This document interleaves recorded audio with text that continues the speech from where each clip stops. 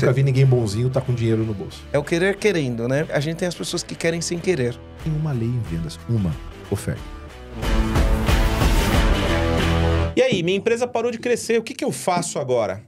Comandante, olha só, se você não está batendo meta, se a sua empresa não está batendo meta e o time de vendas não está entregando resultados, esse episódio aqui é para você, presta bem atenção.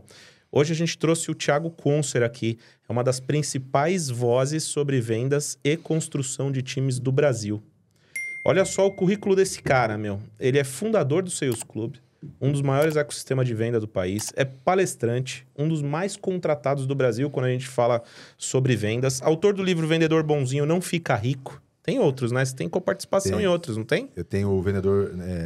Vendas Não Corre Por Acaso, que é o primeiro, né? Que é o manual. E o Vendedor Bonzinho Não Fica Rico é o segundo. Me explica essa história aí do vendedor bonzinho não ficar rico.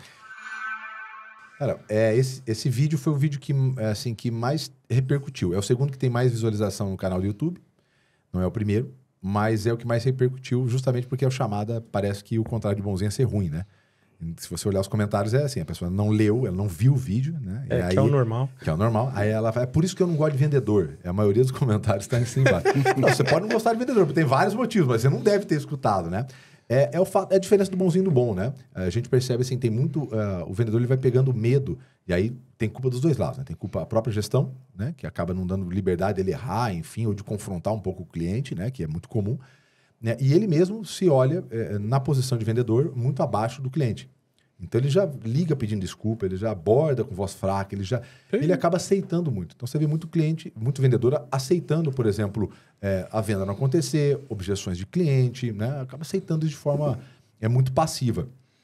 E confrontar o cliente quando você, obviamente, tem toda uma técnica, quando você tem conhecimento, e principalmente com pergunta, né? Como é que você consegue confrontar alguém sem ser agressivo, né? Você entra para o conflito, não para o confronto. Eu não preciso provar que você está errado, né? Eu preciso entender o que você não viu de valor, o que você não entendeu, e aí eu volto para eu entender também. Então a gente usa muito pergunta disso.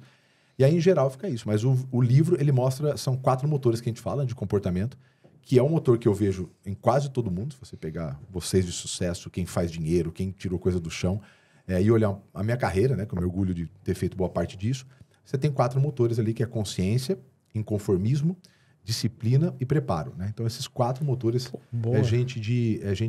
é o que diferencia bonzinho do bom. Então, lá a gente explica, são quase 400 páginas, né? Mas, em resumo, é esse o toque, né? Eu nunca vi ninguém bonzinho tá com dinheiro no bolso. Você pode repetir os 4? Os 4 primeiro é consciência. Consciência. É o primeiro. O segundo é inconformismo. Inconformismo. O terceiro é disciplina. Disciplina. Barra consistência, né? Que a gente fala. E o último é preparo. Preparo. Pô, então hoje esse podcast aqui... Vai arrebentar. Vai arrebentar. Rô, continua ali, eu te interrompi, deixa porque o nome do livro me chamou a atenção. É muito Bora bom. lá. 150 mil vendedores, mais de 150 mil vendedores treinados. Né? Caceta, que currículo. Você sabe que a gente tem uma história? Eu tenho uma história com você. Você não sabe disso, mas a gente tem uma história. Você mudou minha vida uma vez já. Cara, pra melhor ou pra pior? Pra melhor, lógico. Não. Eu falo mudou minha vida. Chega a hora que a gente treme, né? Meu Deus do céu. O Marcelo vai lembrar na hora que eu começar a falar. O que aconteceu? Um dia o Marcelo chegou lá e falou, pô, os caras do Sales Club vão fazer, tem o Léo, não sei o quê. Eu já conhecia o Léo, já tinha conhecido o Léo, tinha a oportunidade de ter conversado com ele. E aí ele falou, pô, e o Conser tá lá? Eu falei, o Conser? Peraí. Aí a gente fez a ligação e fechou. E aí, lembra que eu falei? Eu vou com um objetivo. Meu objetivo, na hora que terminar o treinamento, eu vou conversar pelo menos 10 minutos com o Conser. Porque eu acompanhava vídeo e tal, e você era um vendedor que abordava... Você gosta de ser chamado de vendedor, né? Sim, pelo menos todo mundo que trabalha com venda. Eu só ganhei dinheiro com isso. Eu só falo você chamar de outra coisa. E aí, cara... E você, quando eu olhava... Eu via os vídeos e via palestra e tal. Você fazia uma abordagem sobre vendas que é difícil ter. Eu não conheço mais pessoas que fazem, mas você sempre pegava os pontos da venda, né? Muita gente fala de técnica de venda. Você fala os motores, você fala sobre montagem de time, você fala da importância de time, você fala do desenvolvimento pessoal, que não tem só técnica de vendas para se desenvolver, tem mais coisas. E aí, processo. Sempre falou de processo. E aí eu batia nessa tecla. Eu sempre acreditei no processo, porque a minha vida de vendedor era fazer venda na empresa da gente. Mas, pô, demora 2 anos para fazer uma venda. Eu nunca fui fazer uma venda que, para quem eu fui vender, já não tinha o produto que eu estava vendendo. Era um processo de troca. Era uma venda demorada de... Pô, e tem venda que a gente fez faz 10 anos que o cliente está com a gente. Então era um processo diferente. E é processo. Então tinha disciplina, processo e tal. E aí, quando eu fui no Sales Club, aí terminou o primeiro dia, tem o coquetel na hora que termina, né? Aí eu não só consegui falar com você, como você falou, pô, vamos sentar aqui, vamos tomar um vinho aqui, vai chegar uma galera, a gente toma...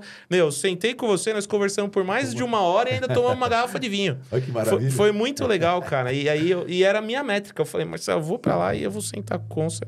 E a gente ia dar um jeito, né? E nesse dia ainda foi legal que o Jota palestrou também, né? Palestrou ali com a gente. É verdade, foi o dia do Joel. Era lá no Sheraton.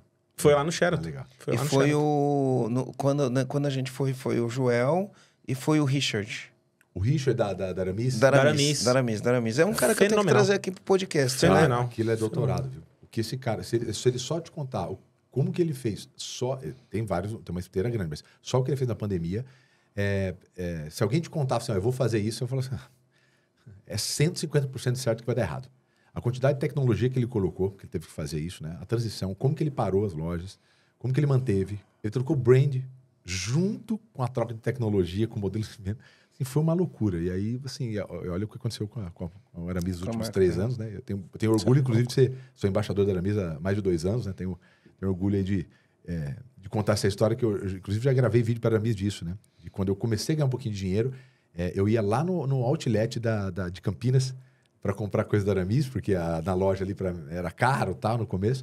E, pô, comprar Aramis era... Então, eu comprei um terno, primeira coisa, e 2 camisas, assim. Lembro. Então, hoje você é embaixador de uma marca que, né, que pra gente pra mim, era a maior referência que a gente podia ter ali de roupa, né, de se apresentar. Então, é uma história muito legal. Que legal, que legal. Bacana. Ó, eu tenho... quando você falou do vendedor bonzinho, você estava explicando o vendedor bonzinho, eu lembrei de um amigo meu que, enfim, também da área comercial, vendedor, e uma vez ele palestrou pra gente ali, e ele fala que tem tipos de vendedor, né? Então, o mercado cria rótulos, nomes para você identificar o tipo de vendedor. Então, teve uma época que tinha um cara que falava, o vendedor pitbull, né? A gente vai criando esses rótulos. Mas parece que existe um consenso, não sei se é verdade, né? Que tem alguns tipos como o lobo solitário, o desafiador, o farmer, tem algumas coisas. Quais são as características de vendedor e qual é o cara que tem mais performance dentro dessas características? Existe um parâmetro assim ou não é muito a tua abordagem disso daí? Esse especificamente é da venda desafiadora, né? São os perfis dos vendedores que... A venda desafiadora ela é uma evolução do SPIN, né? Tanto que o prefácio da venda desafiadora é o Neil Hackner que escreveu. Então, assim, ele é um SPIN um pouco mais avançado. Aonde? Ali vai muito trabalho de inteligência comercial. Então, a venda desafiadora. Então, a empresa ela já tem que ter ali uma estrutura para levantar informações e munir o vendedor para ele implementar o que a gente chama de venda desafiadora. Então, é um trabalho um pouquinho mais complexo, né? O SPIN já é um projeto ali, né? Que para a maioria das pessoas não é tão fácil. E o desafiador um pouquinho. Do desafiadora tem... o lobo solitário, né? Aí tem o desafiador, aí você tem o resolvedor de problemas, né? E o vendedor de relacionamento. São os 4 perfis que tem lá. E é interessante porque, inclusive eu uso na minha palestra, logo no início, quando eu vou falar com o representante ali de venda B2B, né? Essa pesquisa. Qual deles os próprios representantes acreditam que dá mais resultado, né? Desses 4. E aí, em primeiro lugar, é o vendedor baseado em relacionamento. Então, assim, disparado, assim, 80%. E aí depois eu vou fazendo a pergunta e tal. Quando a gente olha no resultado, e não é uma pesquisa, né? É um acompanhamento de 8 ou 9 anos, se eu não me engano, a venda desafiadora, acompanhando em campo. Então, é um estudo científico, né? Igualzinho do SPIN. Igualzinho. Foi acompanhado do SPIN, só que o SPIN foi por 12 anos, alguma coisa assim. Então, o estudo científico, né, levantou o quê? Os que têm mais resultados trabalham dessa maneira. Então, só para falar para o comandante que está ouvindo aqui, então, ó, tá vendo que vendas é ciência, né? Porque teve uma época que a gente falava, se não der nada, vira vendedor, né? Se for bom de conversa. E funcionava antigamente, né? Se for bom de conversa, né? E no final do dia, vendas é ciência, né? Então, muito. A gente tá falando do SPIN, para quem não conhece o SPIN Selling, é uma metodologia de vendas que foi, enfim, um estudo feito pelo Neil Heckman tem um livro que chama Spin Selling. É a metodologia que a gente utiliza no nosso processo de vendas. E aí tem agora a Vendas Desafiadoras, que eu não sabia que tinha esse nome para o Vendas Desafiadora. E aí existem 5 perfis, né? Então tem uma ciência por trás disso para entender qual o perfil do vendedor que dá resultado. A gente tem que pensar um pouquinho nisso. E é como você falou, é uma ciência, é um estudo, né? Então isso foi o acompanhamento. E os resultados, então quer dizer, teve um acompanhamento, teve uma definição dos perfis e teve o resultado. Então qual foi que entregou mais? E o que menos entregou para essa venda, né, B2B, que a gente fala que é quem vende de empresa para empresa, né? O que menos entregou, assim, tipo 4% do resultado foi dos vendedores que têm um perfil de relacionamento, né? E 54% de todo o número de venda veio da venda desafiadora. E por que é interessante esse número? Porque, de novo, se você perguntar para os vendedores, o relacionamento ainda é. É óbvio que o relacionamento é muito importante, né? O relacionamento é o que abre portas, enfim. Então, por isso que ainda existe tanto representante comercial. Porque se você for olhar na operação comercial, não é o melhor caminho o representante. O representante ele ainda tem um grande valor pelo relacionamento que ele tem no segmento, na região. Porque, assim, de forma operacional, ele é muito amador. Ele é muito. Ele não... assim, mal ele controla os seus próprios números. Não preenche relatório. Não preenche. Ele não dá exclusividade. Não tem foco. Não vende 10% que ele pode vender de uma pasta. Não vende. Então, assim, o produto ficou ali para B, sabe, um pouquinho menos difícil, um pouquinho mais difícil de vender, já não é aquele... Eu falo que a maioria dos representantes comerciais, eles sofrem compra, eles não fazem venda, né? Então, quando ficou um pouco mais difícil, ele já não vende, tá? E assim, não é opinião, tá? A gente monta as operações comerciais lá, então a gente tem dados nossos, além do mercado. Então, o relacionamento, ele é muito importante, sem menor dúvida. Só que a venda baseada no relacionamento, ela torna uma venda preguiçosa, que é o que acontece no representante. O representante, ele não leva dados. O representante tem que ser um cara que leva dados, pesquisas, números, fatos, testes de outros lugares que ele atende para ajudar o cliente dele a vender mais ou reduzir algum custo. Solucionar um problema. Não é isso que acontece. Ele pega um produto e bate na sua porta, vê... no máximo, e aí, Marcinho, tem outro positivo, negócio aqui. Normalmente ele vai vender o que é mais fácil de vender, né? Sem dúvida. Mas porque para vender... Porque imagina, em geral, 68% dos representantes do Brasil têm 4 pastas ou mais. O que acontece? Ele tem concorrência dupla, que é o quadrado. Ele tem concorrência, por exemplo, ele vende uma linha, então ele tem o concorrente, outras empresas que vendem a mesma linha. E ele tem a concorrência dele com as próprias pastas. Eu não consigo atender 100% uma pasta, 100% a outra. Não vou. Eu vou pegar o que é mais fácil da pasta A, eu vou pegar o que é mais fácil da pasta B. Então, o meu, como representante, eu complemento. Mas para a empresa, não. A empresa ela tem que vender o A, o B, o C, o D, né? Então, esse cenário, ele ajuda quando você usa relacionamento. Só que para vender mais, trabalhar um mix, que talvez seja um dos principais dores, né, que tem quem tem representante, ele não consegue. Você não consegue com relacionamento. Você tem que ter ferramentas. O CRM ele tem que te dar, né, quais são as últimas Tem que ter dados. Tem que ter dados. Ele tem que ter ali um follow-up. Tem que ter uma equipe, que é coisa que ele não quer. Tem que ter um back-office para ajudar. Né? Então, o que está acontecendo muito? As empresas que têm representante estão montando operações internas para, primeiro, suporte para o representante. Só que o que acontece naturalmente? Assim, em um ano... Não vai precisar do representante. Não tem como. Porque assim, aqueles números que estavam na mão do representante começam para dentro da empresa. Entendeu? E lá dentro você tem processo, tá? O custo é muito menor. Né? Com 2 pessoas você consegue ligar para 80 clientes num dia. O representante atende 5. Entendeu? Então oferta aqueles produtos que o representante não quer ofertar. E aí o que acontece muito é assim, um ano depois, às vezes menos, tem uma convenção de vendas. Aí faz 35 anos que você tem representante. Quem que ganha sabe aquele checão clássico, né, de convenção? Cara, o que está acontecendo de um menininho, a menininha lá que está 1 ano no Inside Sales, que nunca viu o cliente na ponta. O cara ganhando como maior vendedor da empresa. Porque ele fez o quê? Ciência, siga um processo. Processo e volume, cara. Porque dentro do Inside é muito mais fácil. Aí você tem os seus números, né? Essas pessoas são CLT e tal, então você tem um controle ali de gestão maior.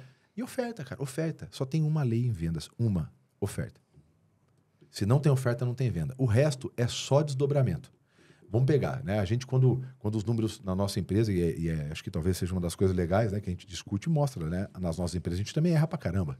Lógico. Então, isso é muito importante, porque a pessoa está escutando e fala, não, mas ele só acerta. Não, é muito longe disso. Né? A gente erra pra caramba também lá nos nossos negócios. Então, quando a gente olha lá para dentro, a gente também tem os nossos desafios, a gente tropeça também, né? E a gente vê que, em geral, quando a gente começa a ter uma oscilação, né, no resultado final, que é o que você falou lá, minha empresa não está vendendo, o que eu faço? Não vender ou vender é consequência, né? E a gente não mexe em consequência. Então, esse é o primeiro fato. Ponto. Então, eu recebo pergunta na caixinha do Instagram, eu abri, vem essa pergunta. Tiago, eu faço de tudo e não vendo. Tiago, minha empresa está no segmento bom, mas eu não vendo. Quer dizer, é bem genérico, eu não vendo. Não vendo ou vender é consequência. Aí eu gravo e falo, olha, é difícil te ajudar assim, eu precisava de muito mais informação. Mais contexto, para entender. Quando você vai olhar ali nas operações, vou pegar os meses nossos que a gente deu uma patinada, os números não bateram, cara, tinha algum problema de oferta. E aí dentro da oferta você tem alguns pontos, né? Então talvez, tivemos algum problema na tecnologia e a gente começou a demorar muito para atender cliente. Então quando a gente atendia, a gente não conseguia mais marcar, o cara tinha perdido interesse. Caramba, isso é uma coisa... Desculpa interromper, mas isso é uma coisa que a gente conversa direto. E eu acho que isso é o que é o principal... O principal é difícil falar, né? Então, tem vários motores, mas é uma grande propulsão da venda. Entrar em contato rápido com o cliente. Nossa Senhora. Quanto mais rápido, maior a taxa de... É ciência também, né? Eu não tenho um dado aqui para passar. Se você tivesse, seria legal. Mas a nossa briga hoje lá é baixar de 2 horas para o primeiro contato.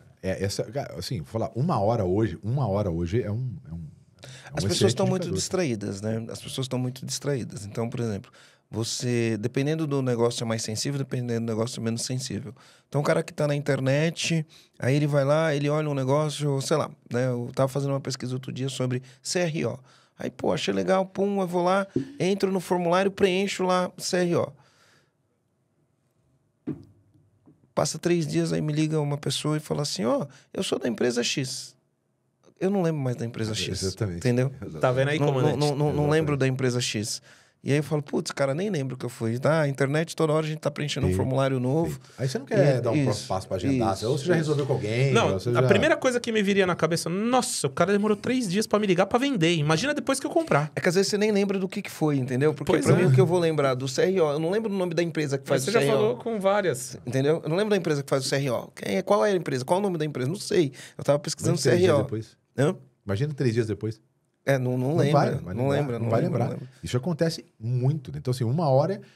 O que a gente tem de pesquisa, de dado mesmo, e a gente já viu isso lá no Sales, que é da MidTime, né? A MidTime faz 500 mil ligações, né? Estudos com ligações por ano. Quando você consegue responder alguém que levantou a mão em até 5 minutos, a chance de você conseguir contato com ela para um agendamento é 400% maior do que quando você responde ela depois de 1 hora. É 4 vezes maior. O problema é você, na prática, e aí que vem os gargalos, né? É conseguir fazer isso, porque, primeiro... Depende da tecnologia, e tem que cair na pessoa certa, na hora certa, e ela tem que estar de prontidão para responder. Vamos pegar uma das principais máquinas de venda que tem no Brasil, o pessoal da EQI. Assim, absurdo, bizarro que eles montam lá. É 1 hora. Lá. E é uma das operações mais incríveis que eu já vi. Tanto de geração de lead, quanto de formação de vendedor. É 1 hora. 1 hora. E para eles, assim, eles já tentaram, e ali eles criaram um roteador próprio. Então entra o lead, eles criaram um roteador que eles vão mandando de acordo com o perfil.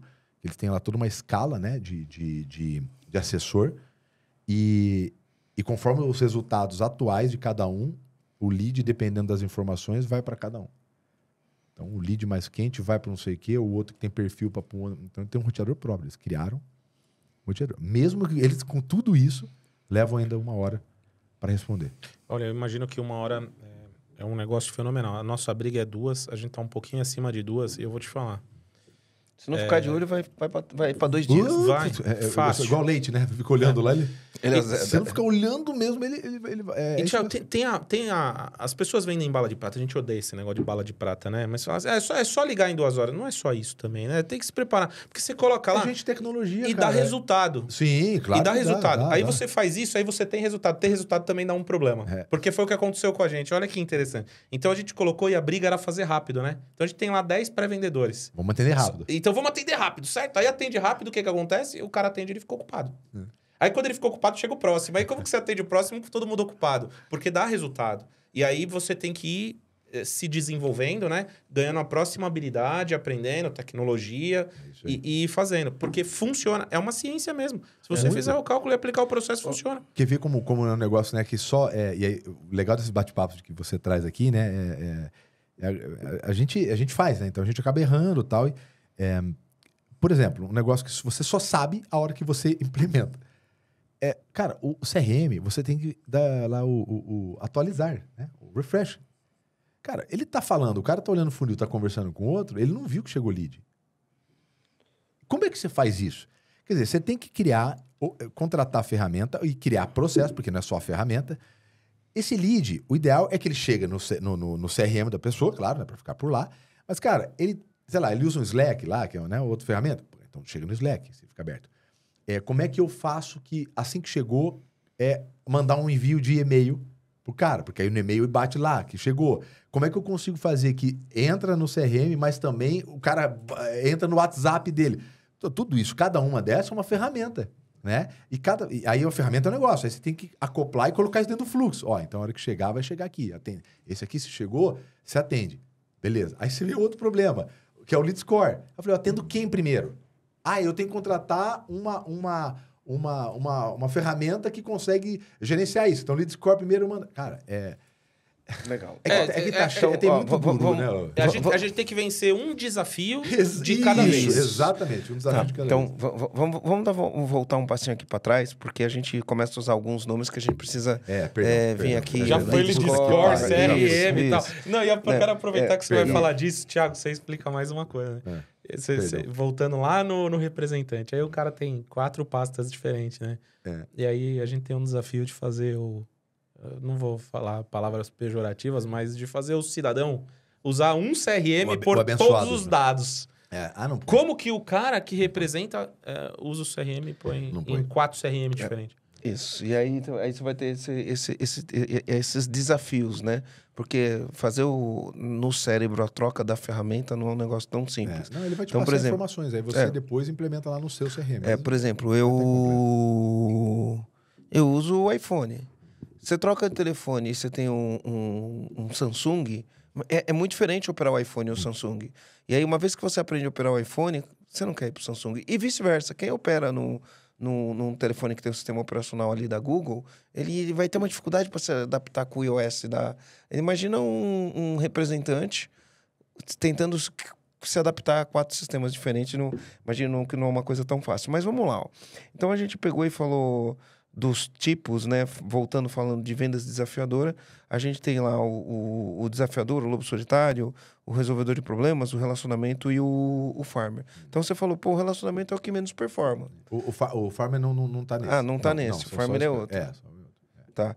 E aí, qual a característica do lobo solitário, a característica do resolvedor de problema e do desafiador? O lobo solitário é o segundo que mais dá resultado lá. E o lobo solitário para o representante comercial é a fotografia. Por isso que é o segundo. Primeiro, porque assim, é o cara sozinho,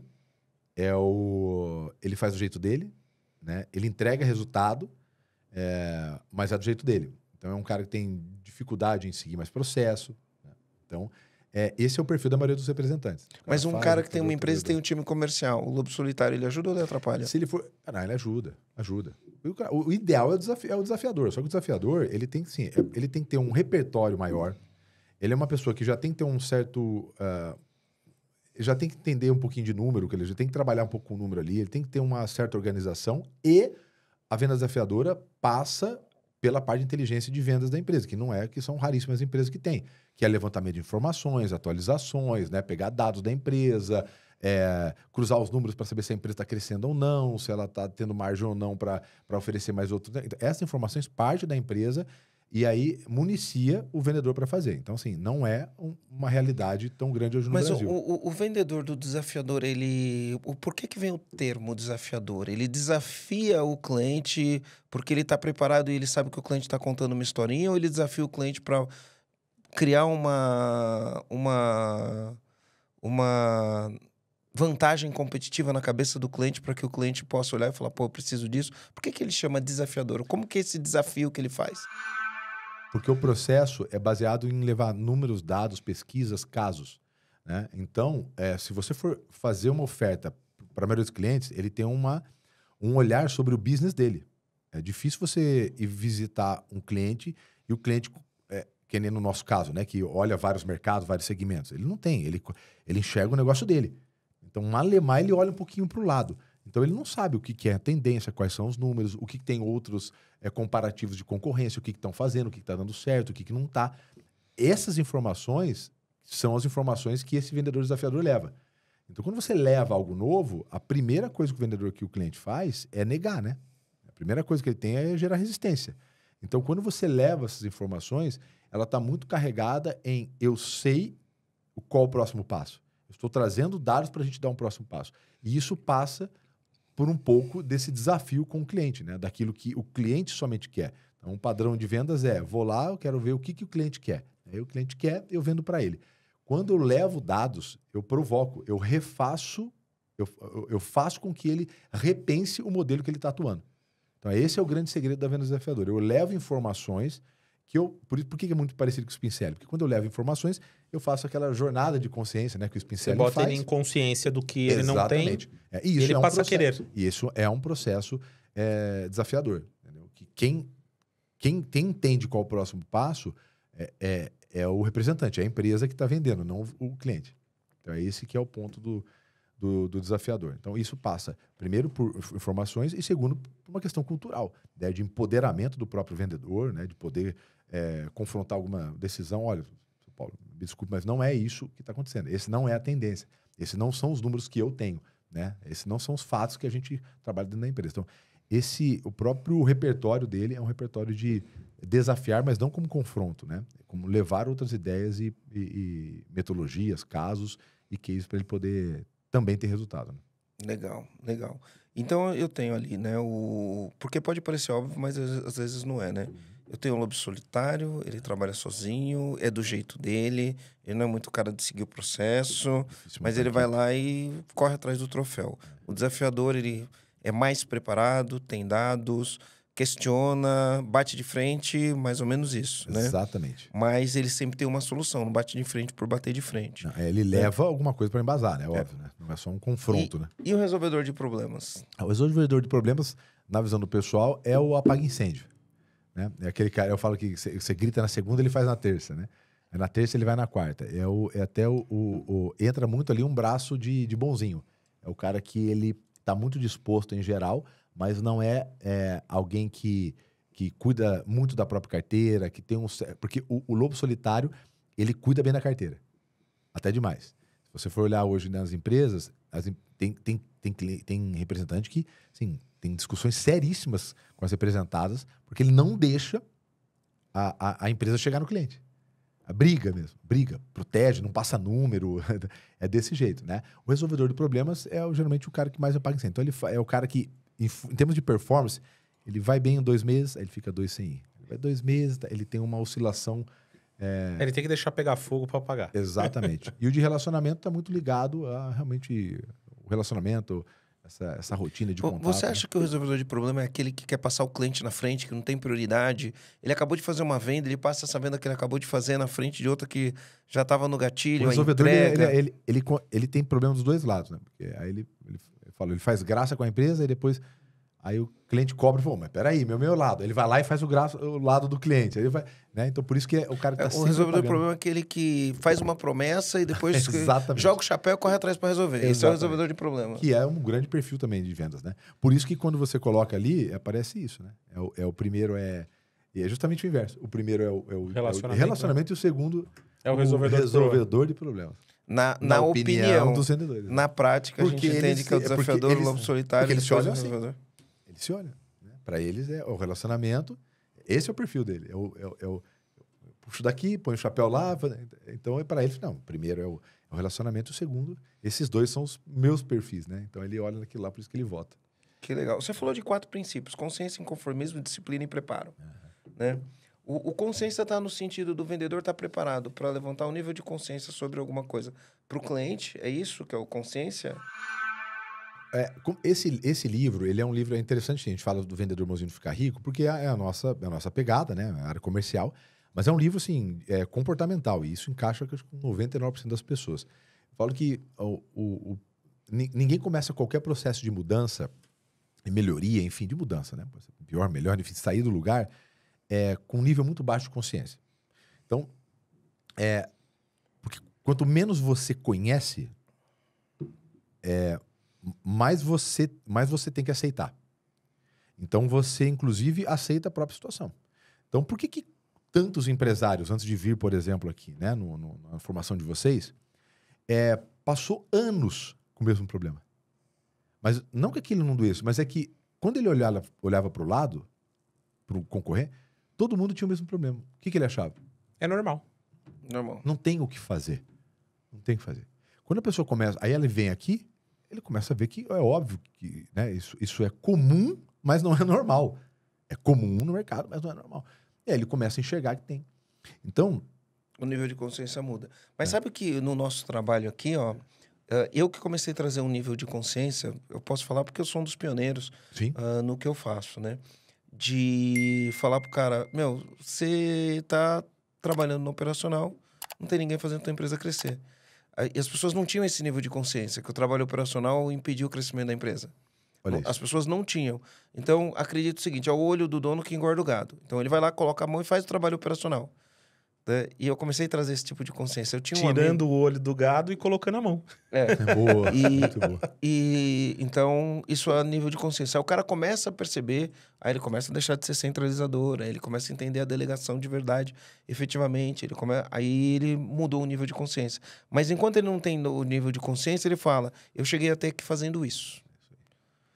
Né? E aí eu falo, o que te trouxe até aqui não é o que vai te levar adiante. Se você chegou até aqui centralizando, né? Microgerenciando, se você chegou até aqui fazendo trabalho operacional, beleza, não é isso que vai te levar ao próximo nível. É isso que vai te manter onde você está, né?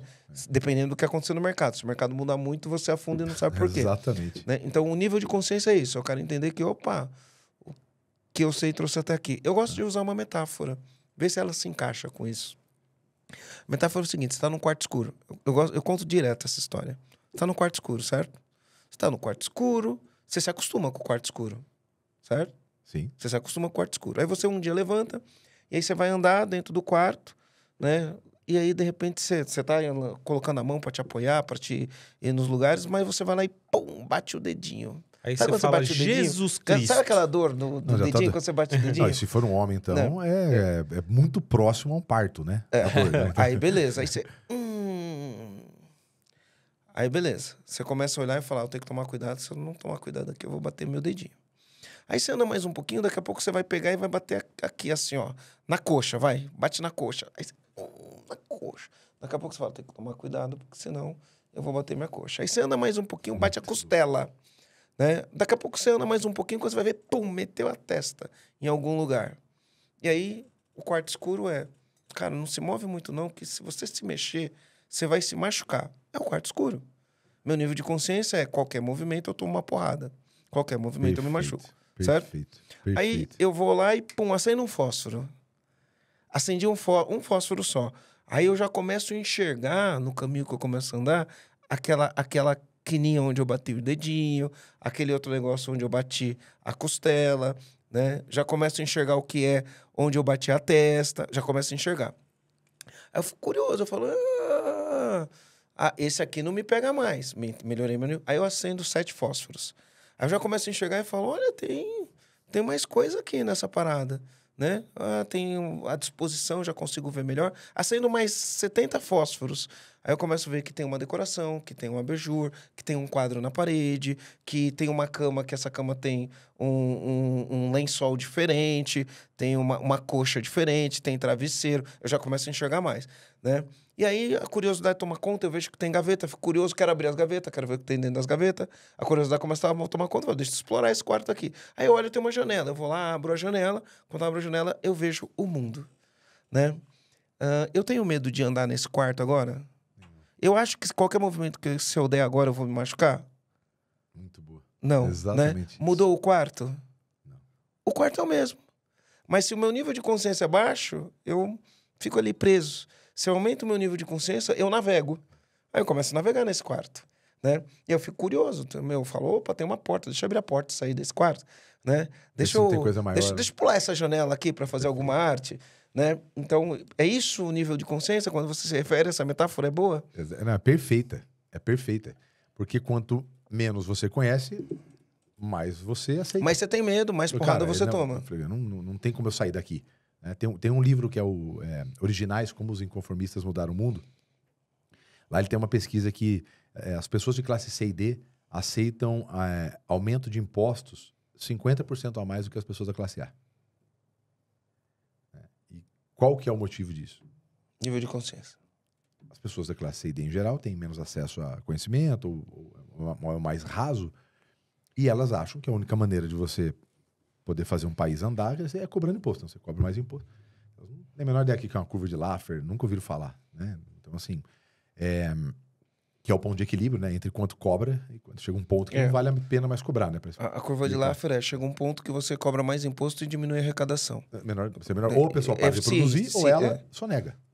Porque cada real que ele produz a mais, ele perde dinheiro. E ninguém, em sã consciência, vai produzir, colocar em risco, ter dor de cabeça, para aumentar, né, o trabalho e diminuir os ganhos. Isso não faz sentido. Então ele acaba aceitando. Então o nível de consciência é justamente sobre isso.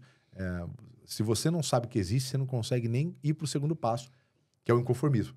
Comandante, você quer ter mais clareza da sua empresa, dos seus obstáculos, dos seus objetivos e qual é o caminho certo para superar os... Putz, falei errado, Sérgio. Comandante, quer ter mais clareza da sua empresa, dos seus objetivos, dos seus obstáculos e como superá-los? Olha só que legal. A gente aqui no EAG preparou para você um diagnóstico completo e gratuito. Ah, mas como eu faço para acessar esse diagnóstico? Você vai clicar aqui no link da descrição do vídeo e vai preencher o formulário do diagnóstico. Um dos nossos especialistas vai entrar em contato com você e vai te fazer a entrega desse diagnóstico e você vai poder ter, além da resposta do que você tem na sua empresa, em que estágio você está, a oportunidade de ter planos de ação para superar os obstáculos que essa etapa vai te mostrar. Então, a gente espera você aqui, clica no link, preenche o formulário, nosso especialista vai entrar em contato. Valeu, comandante. Então, a pergunta da consciência é, tem alguém fazendo melhor que eu? Tem alguém que é mais reconhecido do que eu? Tem alguém que está no lugar onde gostaria de eu estar? Tem alguém que está tendo uma vida que eu gostaria? Essas perguntas é entender, existe algum outro lugar melhor que esse daqui? É a primeira pergunta. Porque não necessariamente você tem que saber como fazer. Você mesmo falou que a pessoa ela vem aqui, ela não tinha se tocado, quer dizer, não tinha um nível de consciência de que, pô, se eu estou na operação, existe um negócio chamado dia, que tem 24 horas. Se eu estou lá, eu não posso estar em outro lugar. Quer dizer, ela nem sabe como vai fazer isso. Ela não sabe quais são os benefícios dela. Esse é um segundo passo. É mais para frente, é um preparo lá na frente. Mas ela sabe agora que existe uma outra maneira de fazer aquilo. Melhor, mais rápido, mais rentável, mais confortável, enfim. Ela tem uma outra maneira. E quando ela sabe disso, que a gente fala, né? Quando você vê, você nunca mais desvê. Então, quando ela sabe daquilo, beleza, aquilo gera um incômodo. Que é o segundo passo. Só que incômodo não é inconformismo. Incômodo é o que todo mundo tem nessa sala aqui que está escutando a gente também. Duvido uma pessoa no universo, por mais pacata e que ela aceite o mundo... O incômodo é aquela pedrinha dentro do sapato, sabe? Que você vai andando, ela vai te incomodando. Ele não te impede de andar. Sabe? Você acorda de manhã e fala...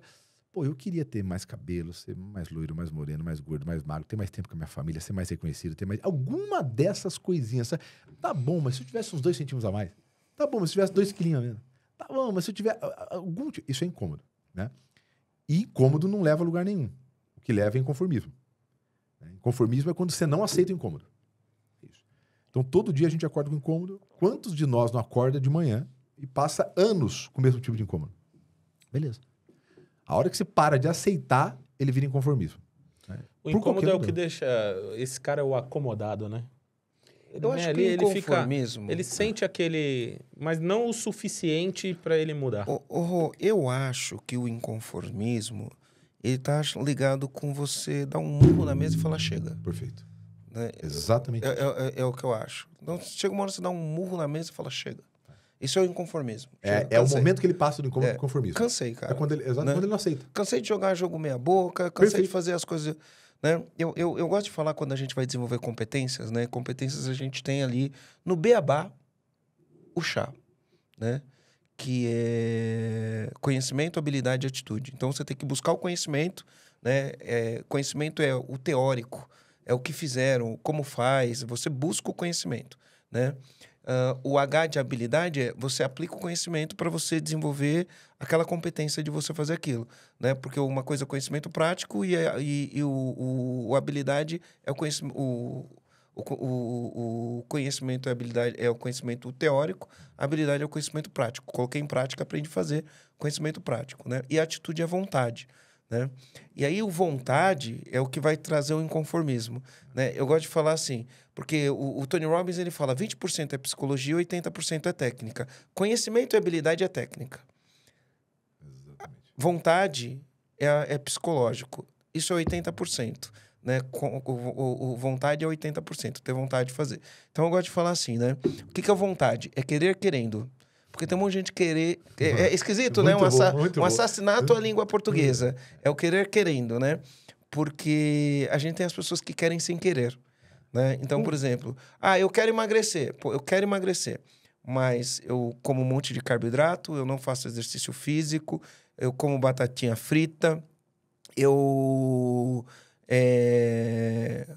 abuso no álcool, né? Mas eu quero emagrecer. Mas eu quero sem querer, porque se eu quisesse de verdade, eu ia olhar e vou falar, pô, vou perder pra batatinha frita? Igual fala o Joel, né? Vou perder pra batatinha frita? Então, deixa a batatinha frita ali, você não vai ganhar de mim, não. Chega, cansei. Cansei desse corpo, eu quero outro corpo e não sei o quê. Mesma coisa, né? Tem um monte de gente querendo ficar rica, mas gasta mais do que ganha, né? Então ela quer, mas não quer, porque se quisesse ela ia economizar, ia juntar dinheiro, ia estudar sobre investimentos, ia aplicar o dinheiro de maneira adequada. Abrir mão de então, alguma coisa. o inconformismo é esse chega, né, cara? Cansei. Exatamente. Cansei dessa... É isso, o inconformismo. É quando o incômodo fica inaceitável. Isso. Quando a frase que a gente usa lá é quando a vontade de viver é maior que o medo da mudança. Então, é isso. Porque não dá mais para viver com aquilo. Então, é nesse ponto que você vira. E é muito interessante, porque as grandes mudanças, ela não vem de motivação, né? Ela não vem do desejo. Ela vem do que você não quer. É só você imaginar que todo mundo está escutando a gente aqui, com certeza deve ter feito promessa lá no dia da mentira, que é 31 de dezembro, né? Na virada do ano, não, ano que vem eu vou virar presidente do país, vou lutar UFC, vou me formar em medicina. O cara faz umas promessas até que inviável, mas ele promete, pula onda, come semente de romã. E tá lá, era para ter feito em abril e não fez ainda. E não fez ainda. Então, não assim, fez e tá até hoje falando o desejo, que vai concluir. ele não desejo. Sabe por quê? Porque o desejo, né, for entrar ali, né, o desejo ali, o amor, né, como diz o Clóvis, ele tem que ser sempre platônico, é sobre aquilo que você não tem. Então é alguma coisa que é uma coisa que você quer, mas você não experimentou. O que você não quer é uma coisa que você já experimentou. Então, o que faz a mudança, para mim, é mais o que você não quer do que sobre o que você quer. Ambição, para mim, é mais sobre o que você não quer do que sobre o que você quer. A partir do momento que você fala, cara, eu não vou ter que, todo dia 31 do mês, quase ter um infarto para poder bater a meta aqui da minha empresa. Eu não quero mais ter que ficar 15 horas dentro da minha empresa porque eu não sei gerenciar ela. Né? Eu não tenho uma empresa autogerenciável. Que consegue se tocar, ela precisa de mim 24 horas por dia. Eu não quero mais ficar longe dos meus filhos, por quê? Porque eu não sei tocar minha empresa e eu tenho que usar a força. Então, quando você define o que você não quer, é isso que gera transformação. Quem está escutando vai entender. Provavelmente, grandes transformações da vida vieram disso. Né? Desses momentos que você definiu esse soco na mesa. Falou, cara, eu não quero mais. E é interessante que o não querer mais, ele não significa saber. Porque ele gera o terceiro motor, que é a disciplina e consistência. O cara que deu um soco na mesa e falou que não quer mais, ele vai fazer. Como? Ele não sabe. Exemplo é regime, cara. A pessoa, ela viu que a calça não coube. Tentou colocar o tênis, mas não ajudou. Foi subir uma ladeira. Cara, quando ela bateu, eu falei, cara, chega, pelo amor de Deus. Eu não posso viver assim. Eu tenho 30 e poucos anos e a calça, cada 3 meses eu perco e não consigo respirar quase para fazer. Cara, dá o soco na mesa. Ela nunca foi nutricionista, não tem a menor ideia como faz. Mas o que ela faz? Jejum intermitente, ela já manda na segunda de manhã. Ela começa a fazer.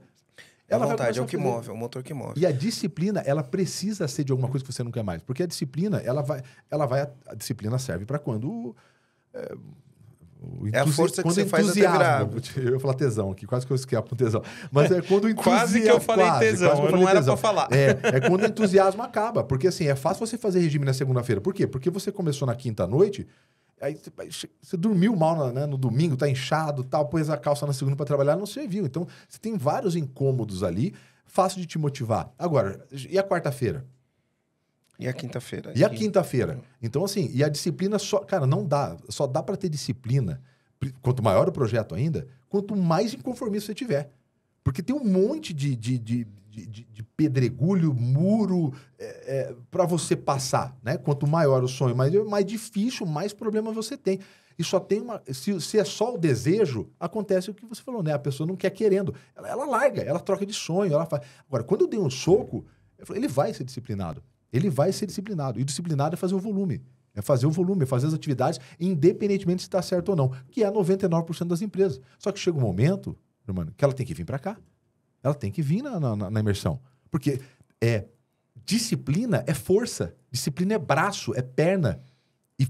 E braço e perna tem limite. Tem limite, verdade. Tem limite. Então, assim, o entusiasmo da pessoa acordar uma hora mais cedo e dormir uma hora mais tarde, buscar informação sozinho e tal, ela tem um teto isso. E não é muito alto. E aí vem o quarto motor, que é o preparo. A hora que você está fazendo com volume disciplinado, aí você procura saber melhor. E se tem um negócio com equipe comercial que funciona, é isso. Porque o que mais tem equipe comercial é anomalia. É um vendedor fazendo 10 ligações, o outro 23, o outro fazendo pouco. Falta volume de trabalho. Você começou a chegar, então, aqui onde eu quero, tá? Então, anomalia, né? Você tem um vendedor que faz 10 ligações, tem um vendedor que faz 5, né? Aí você tem um vendedor que converte tanto, você tem não é uma... Porque você vai entender, é uma questão de processo. Eu tenho um amigo que ele fala do caminho do ouro, né? Escreve o caminho do ouro. O que você precisa fazer para ter o resultado? E ele fala que é um trabalho... Ele fala assim, um trabalho é o seguinte, se você seguir a cartilha, fizer aquilo, lá na ponta vai pingar aquele resultado. Mas você precisa seguir a cartilha e fazer aquilo. E hoje, na vendas, para o cliente que quer, para o empresário que quer vender mais, a gente tem algumas palavras novas que vêm no mercado, como o tal do Sales Enablement, né? Nem sei se é assim que fala. E tem o Sales Ops, né? Como que isso pode ajudar um empresário a olhar e falar, quero vender mais, deixa eu trabalhar aqui. Isso daí. Qual que é o conceito do Sales Enablement? Qual que é o conceito do Sales Ops? E serve para qualquer empresa ou não? Vamos só traduzir primeiro o que significa aí para galera. Isso, é isso que eu quero. Eu fiz... antes de chegar aqui, eu estava fazendo uma... A gente, pelo menos aí uma vez a cada 10 dias, eu peço para algum SDR marcar uma venda para mim. Né? Para mim, uma para o Léo, eu passo para os meninos para a gente não... Primeiro, para o vendedor acompanhar a gente, né? E é sempre bom, né? O cara fica com mais orgulho, né? E segundo, para a gente não perder o cheirinho, né? Então tem que estar lá na frente, lá para ver, e aí a gente descobre algumas coisas incríveis, como eu acabei de descobrir agora, né? Uma falha no meu SDR, né? 2 informações importantíssimas que ele não levantou. Eu tive que fazer isso lá na parte da minha venda, que não era para eu, né? O SDR é o profissional. Ele já tem que trazer essa informação, já traz o cara pronto. Ele deveria ter levantado essas informações e passado para mim. Ali no sistema, quando eu fui ver, não tinha essas informações. Então ele falhou, né? Então eu fui ver com isso. Então eu estava conversando, inclusive, sobre isso. É uma empresa que ele está doido com problemas de dados. Eu falei, olha, a gente vai ajudar você a implementar um Sales Ops. O Enablement, o que é o Enablement Ops? Então vamos lá. O Enablement é a pessoa responsável pelo onboarding, que é a entrada dos novos funcionários, né? Então o funcionário ele é contratado. Ele não pode entrar e pegar a chave e falar, cara, toca aí, né? Ou vou lá, encosta nesse vendedor aí e vai fazendo o que ele faz. Né? Ele tem que ir aprendendo qual é a cultura da empresa, como funcionam os produtos, né? Qual o meio de vender. Então, como que você vende? Olha, a gente fala assim, a gente faz essas perguntas, contorna essas objeções. Ele tem que entender de como funciona a empresa. Essa é a parte, esse momento, que pode variar de 20, 30, 60, até 90, 180 dias, dependendo da complexidade aí, né, do vendedor, do quanto mais coisa ele tiver que aprender.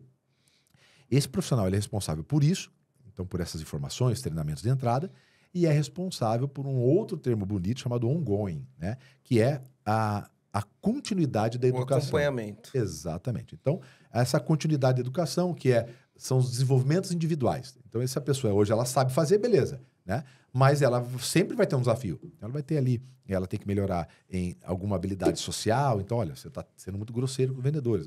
Você tem que melhorar controle de objeção. E ele vai levantando esses desafios e vai melhorando. Então, o enablement é responsável por isso. Thiago, mas por que o gerente não faz? Porque se o gerente fizer isso, ele não faz mais nada. Mais nada. Não tem como. Por quê?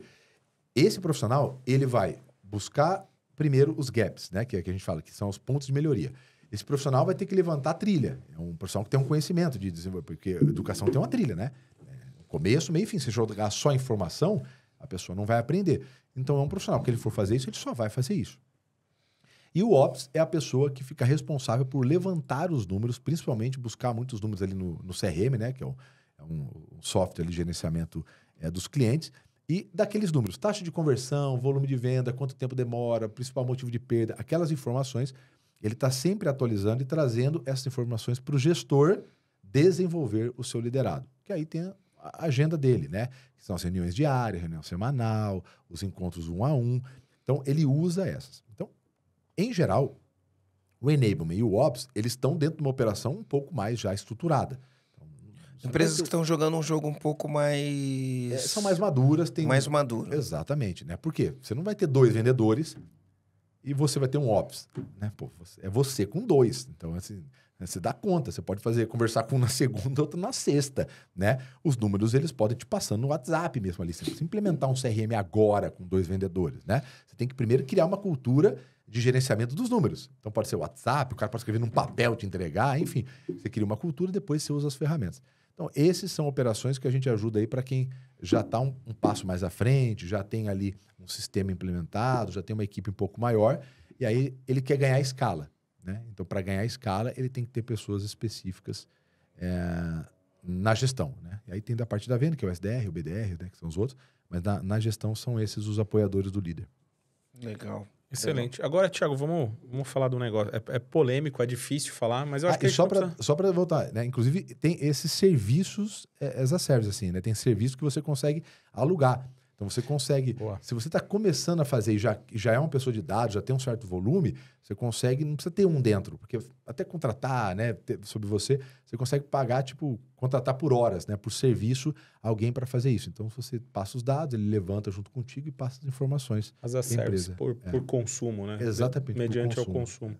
Aluga um seus ops, né? Pois é. Thiago, quando a gente fala disso, né? E qual pergunta que você vai fazer para as pessoas e todo mundo vai responder algo muito semelhante, né? Qual que é o teu maior problema hoje? Aí vai falar o quê? Gente. É o primeiro. É o primeiro. Todos vão erguer a mão. Todos vão erguer a mão. Mão. E aí, como que faz para contratar esse tipo de vendedor? Tem algum segredinho? Eu sei que você vai falar, é uma pergunta muito complexa para responder de forma muito simples. Mas algumas coisas que a gente pode deixar como conteúdo aqui, para quem está vendo, vou dar atenção para isso aqui, ó. Então, se você tiver que dar atenção para uma ou duas coisas, o que você diria? Dá atenção nisso aqui primeiro, ou naquilo e tal. Porque tem um monte de perfil aí, tem um monte de coisa que tem que ser feita, né? Assim, eu não conheço nenhuma fórmula, modelo, técnica que você consiga garantir 100% de acerto em contratação. Você vai pegar as operações que a gente vai, né, fazer. Eu tenho uma frase que eu falo assim, ó. Se eu tivesse a fórmula mágica de contratação, eu seria bilionário com B de bola, né? O fato é, eu não sou bilionário com B de bola, então eu não tenho a fórmula mágica de contratação. Bilionário com isso, né? Então, cara, para mim, lá, é como se fosse... Se a gente for por esse critério aí, então o Thiago tem a fórmula. Dá a fórmula, pô. Mas com mercados paralelos também funciona. Olha, assim, o que acontece muito com o recrutamento de seleção? Primeiro que o Brasil, ele tem em torno de 200 bilhões de déficit anuais só por falta de mão de obra. O que significa isso? O mercado tem consumo, então se te colocar... Tem a necessidade de pessoa. Tem a necessidade, tem gente, então tem empresa para colocar, isso já existe, mas não consegue, ou a empresa que já está aqui, ela não consegue crescer, e quem quer vir de fora, com tecnologia, com tudo, com mercado, com consumo, ela não consegue porque não consegue ter gente para atacar. A gente está com problema, inclusive, no próprio PAC, né, no plano de aceleração, que as construtoras não têm a mão de obra operacional ali. Não tem pedreiro, eletricista, não tem. Então, assim, a gente tem, tanto no tático, operacional ou estratégico, você não acha Você encontrar um diretor, né, de uma empresa, um gerente, é uma dificuldade imensa, né? Imensa para contratar gente simples, né? Assim, digo, de atividade operacional, extremamente complicado também. Então, a gente está com muita dificuldade, né? Isso é um fato, tem pouco. Agora, a outra é que as empresas, como as pessoas não estudam, em geral, para venda e não estudam para ser empreendedor, né? Elas acabam não sabendo que existem algumas metodologias para algumas coisas. O que servem essas metodologias, ferramentas técnicas? Para você diminuir a possibilidade de errar. Então, por exemplo, como que é o principal erro de contratação hoje? Currículo. O cara olha no currículo, 99% ele tomou decisão. E vai lá e faz uma entrevista. Hoje é assim. A grande maioria das pequenas empresas hoje no Brasil, que é a maior parte das empresas no Brasil, é assim que contrata. Você acha que é o desespero da falta ou é a falta de preparo? Os dois. Não tem gente, então esse é um fato. E quem está contratando não está preparado. E quem está contratando não está preparado. Então, por exemplo, lá no Sales, a pessoa que vai lá, que vem aqui, ela já, concorda comigo que ela já está numa outra camada? Ela já passou aquilo lá, ela já entende que ela tem algum tipo de dor, por isso que ela veio buscar ajuda. Né? Ela já está numa outra camada. Acabei de sair de lá. Quando eu perguntei, alguém usa algum tipo de assessment, né? Que é alguma ferramenta de validação, de comportamental. De análise de perfil comportamental. De análise comportamental, né? Ou de personalidade, ou comportamental, depende de qual você usa. Sei lá, a gente estava lá com 38 empresas, né? Tem empresa que vai com 3, 4 e tal, mas acho que umas 4. Que usam a pesquisa usam de perfil. algum. O que significa isso?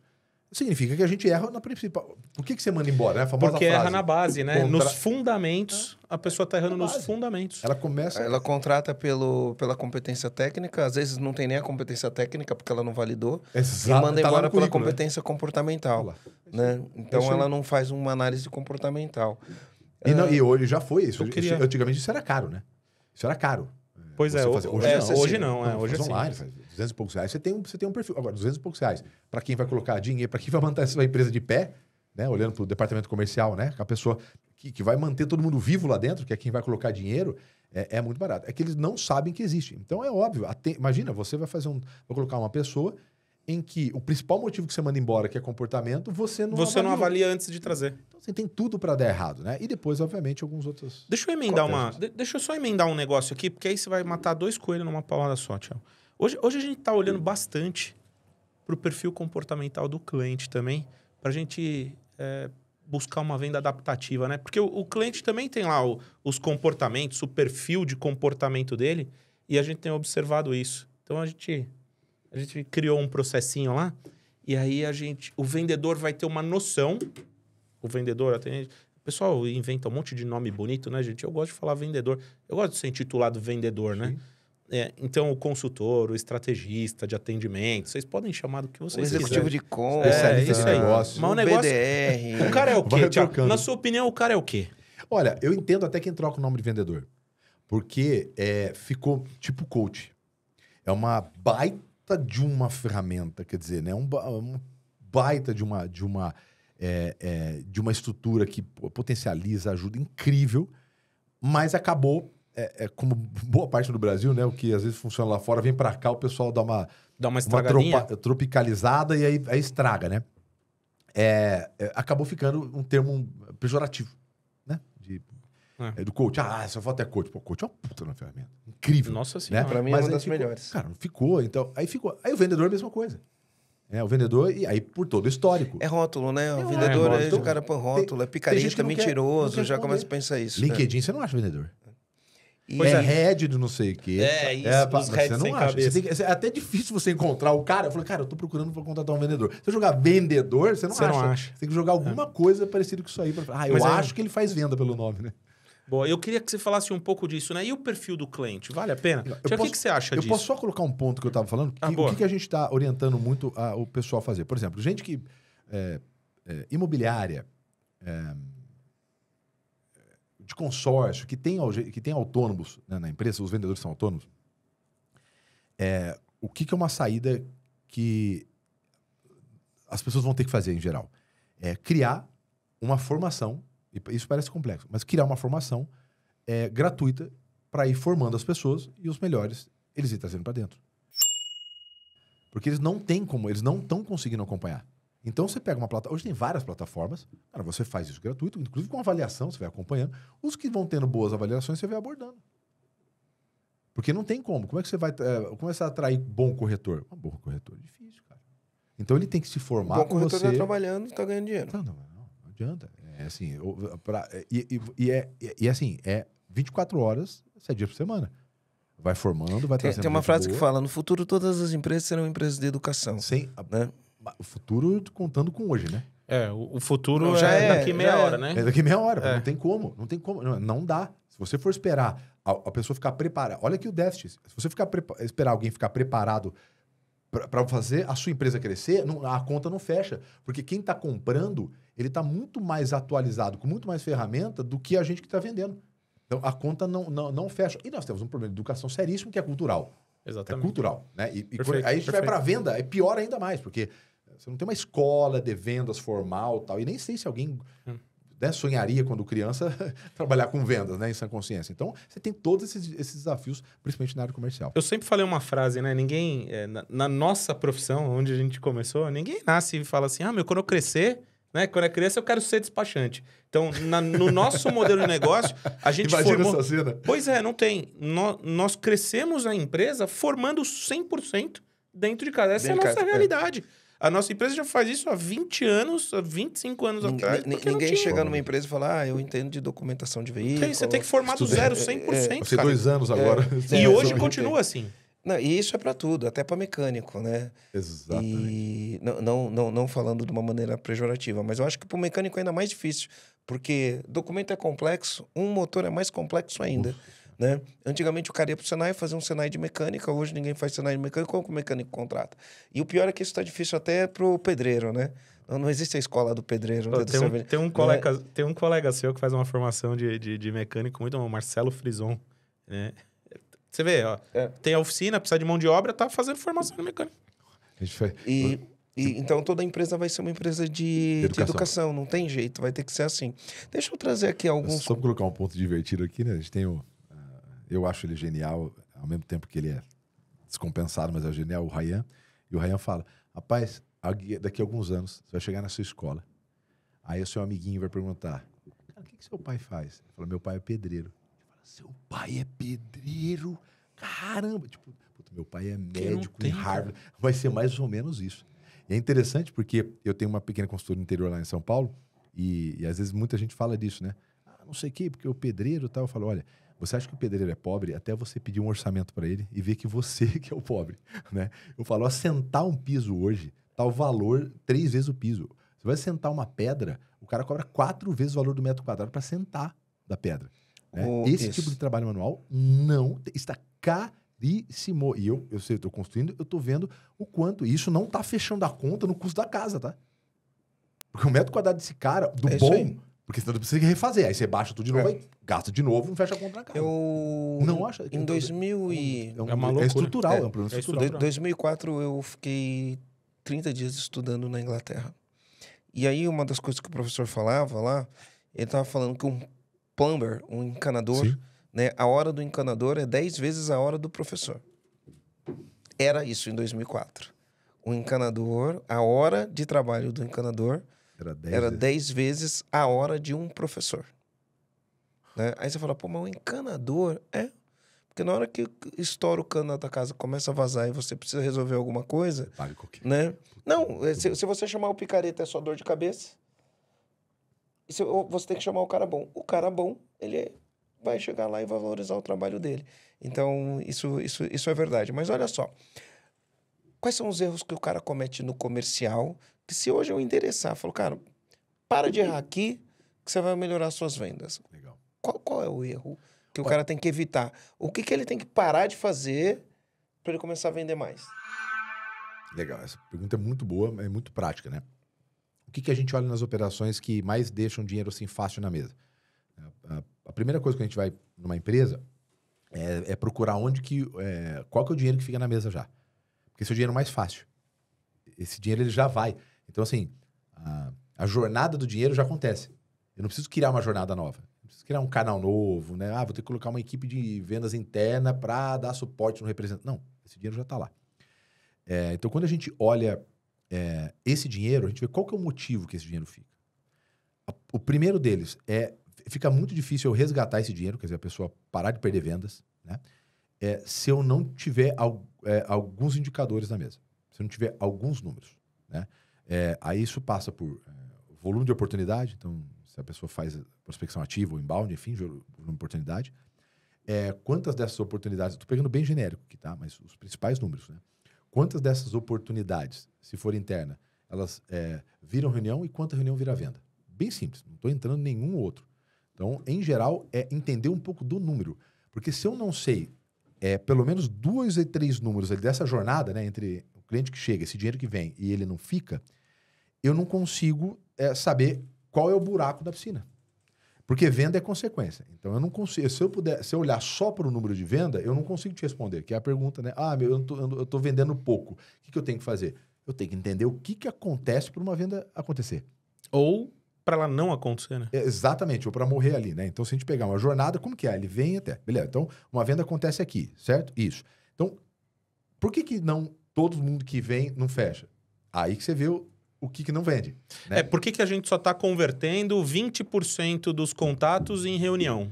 E você vai fazendo isso ao contrário. Por quê? Quando uma loja, por exemplo, a pessoa tem uma loja, né? As vendas dela diminuem.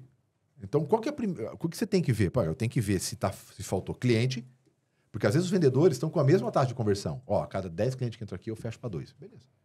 Então, os vendedores continuam bem. Só que de vez em quando 200 clientes entrou 100. Então, aí eu começo a entender um pouco. Por quê? Porque aí a gente tem duas coisas. A gente vai ter que mexer em outras coisas. Ou a gente vai mexer no preço, ou meus vendedores vão ter que ser um pouco mais agressivos, ou eles vão ter que começar a trabalhar a base. Então, se não está entrando cliente, eu vou ter que pegar lá cliente da minha base e eu vou ter que ligar para eles. Ou fazer oferta. Fernando, vem aqui.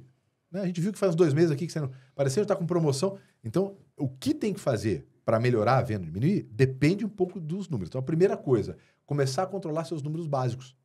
Quantidade de oportunidade, taxa de fechamento. Esses são, vou pegar ponto e final ali, né, do funil. Então, essas são as primeiras coisas. Dali a gente consegue entender. Então, se ele precisa de mais cliente, então, por exemplo, cara, você precisa focar mais em trazer clientes. Né? Eu vou ver se é tráfego ou se é uma prospecção ativa. Né? Eu vou atrás de clientes. Então, você tem um aqui. Não, Thiago, continua aqui um volume bom e tal, só que agora eu não estou conseguindo falar com o cliente. Então, a gente vai entender qual é o problema. Será que está demorando para atender? Pode ser um fator, né? Os clientes que estão vindo não têm perfil. Então, todas essas... Isso que vai responder. O que vai responder às vendas são as atividades. Então, vai variar de se é uma loja, se é uma indústria, o que faz. Mas a primeira coisa, eu preciso ter, no mínimo, esses poucos números para eu entender onde que eu coloco força ou não, onde que eu estou perdendo dinheiro ou não dentro da minha operação. Olha só, eu fiz uma mentoria ontem com 3 empresários. E tem o lugar que eu almoço todo dia. Eu tô a fim de fazer um desafio com o lugar lá onde eu almoço todo dia. Tá? Vou te falar a ideia que tem por trás disso. Mas eu vou te falar as crenças que eu percebi, tá? Então, pensa, eu tô falando de gastronomia, tô falando de restaurante.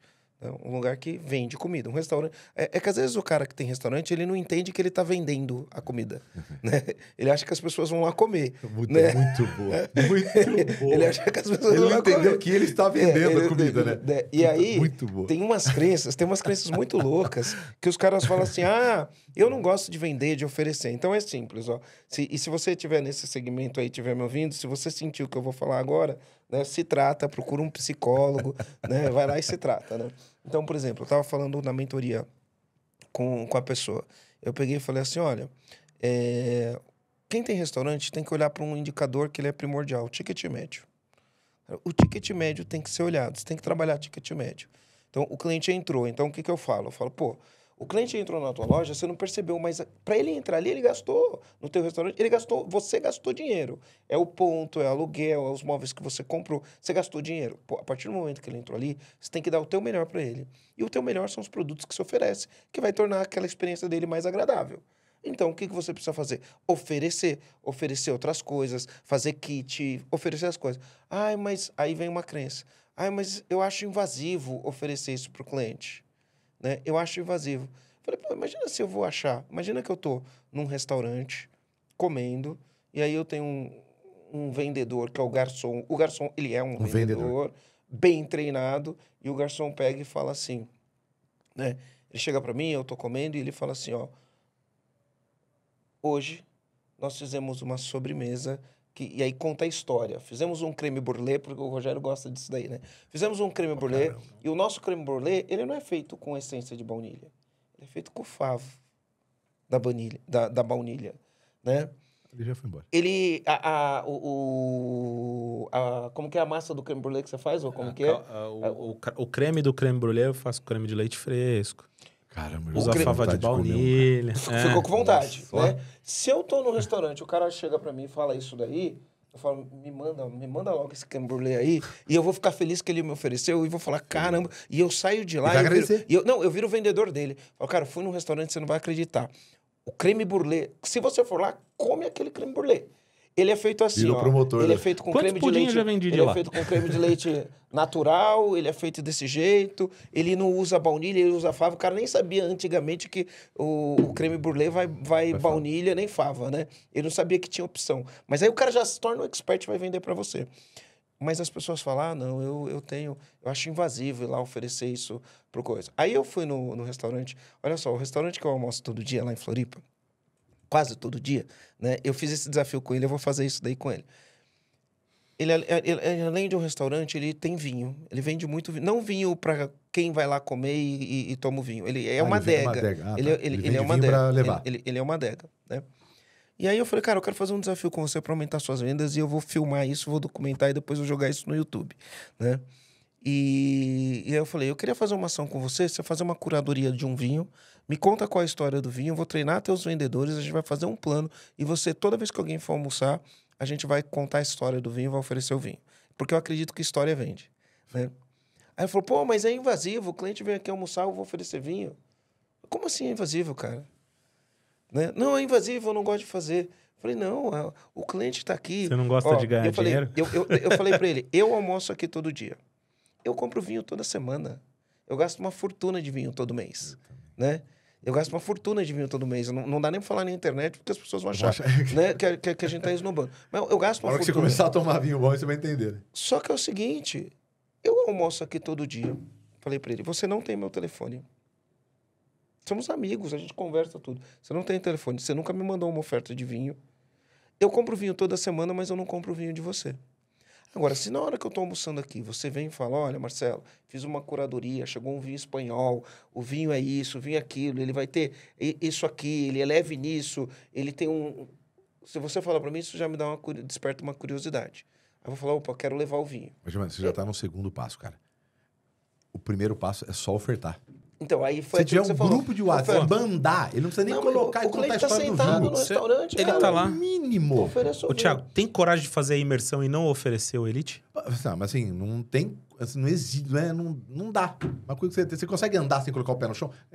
Não dá, é da mesma maneira. Mas os caras falam que tem dificuldade mas e acham que é uma crença. É uma crença. O empresário precisa trabalhar. Germano, ó, o garçom é o vendedor que mais pode aumentar um ticket médio que existe em qualquer segmento que você possa imaginar na vida.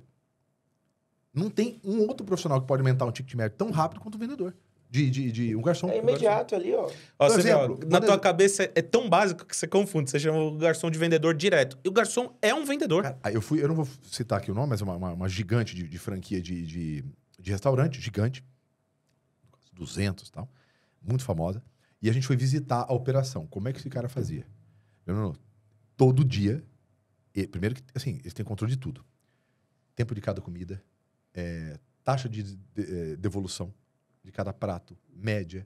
Tempo do não sei o quê. Quanto. Tudo. É uma indústria.